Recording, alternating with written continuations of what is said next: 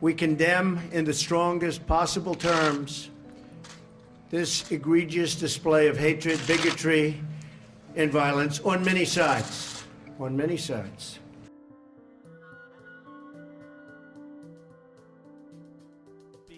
I will be Donald Trump's most loyal advocate to make sure his nominees go to the Supreme Court. That from former KKK Grand Wizard David Duke.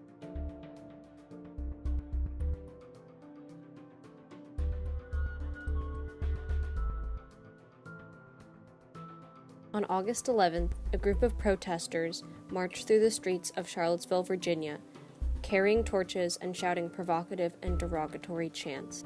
The next day, a Unite the Right demonstration took place to protest the removal of the Confederate statue of Robert E. Lee.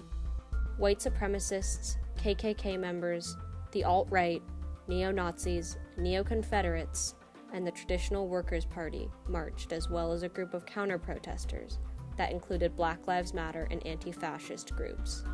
Violence broke out between the two groups throughout the weekend. KKK and white supremacist groups and hate groups marching in the streets of our country, right? It's going to be charged.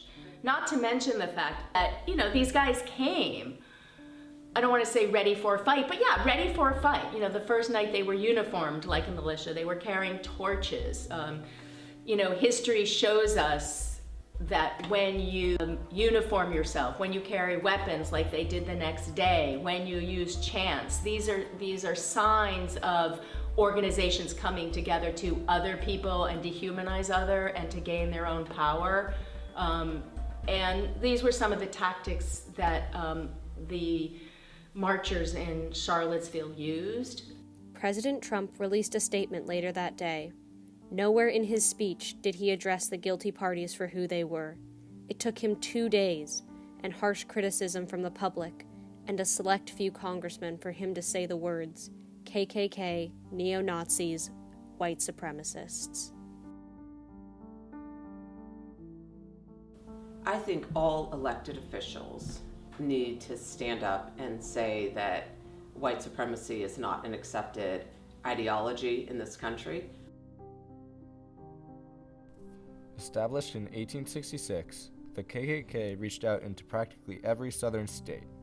By 1870, the hate group turned into a vehicle for white Southern protection from the Republican Party's Reconstruction. Its individuals pursued an underground crusade of terrorizing. The group saw its essential goal, the restoration of white supremacy, satisfied through the democratic triumphs in state governing bodies across the nation. Many radical KKK members have been elected into various government positions throughout history, such as Hugo Black, who became a Supreme Court justice under Franklin D. Roosevelt. It was later uncovered that he was at one point part of the KKK. Edward L. Jackson was a well-known KKK member in the early 1920s and was elected as a senator of Indiana in 1925. Soon after being elected, his administration came under fire for granting undue favor to the Klan's associates and agenda. During the early 1920s in Europe, tensions arose between Europeans and the Jewish community, an example being the rapidly spreading view that Jews were an economic burden. This was a key period of time that influenced the rest of the world and demonstrated the buildup of extreme anti-Semitic views. Meanwhile, in the United States, a law that reflected this growing anti-Semitism was passed by Congress.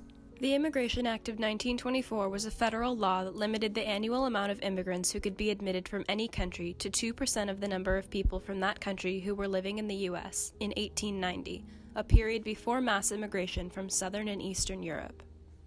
Defending this law, Calvin Coolidge said, "America must be kept America." This slogan reflected the desire to preserve racial purity. In 2015, Attorney General Jeff Sessions cited the 1924 Immigration Act as a precedent for dealing with immigration in the 21st century America. One constant in American history is we have waves of anti-immigrant sentiment. That happened in the 1920s and the 1930s. Now again, we're seeing another wave of anti-immigrant sentiment.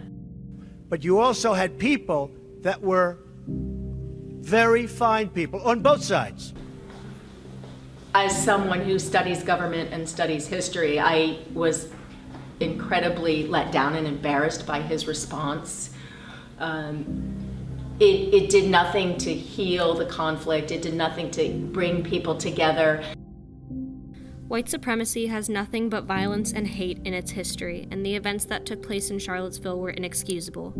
By comparing those who marched with the Nazis, white nationalists, black separatists, and Ku Klux Klan to the Antifa and radical left protesters is a way for Trump to take multiple stances on the issue.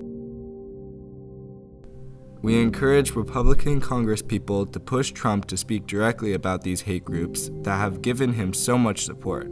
This isn't a matter of plain politics, it's a matter of morals and an issue of our humanity.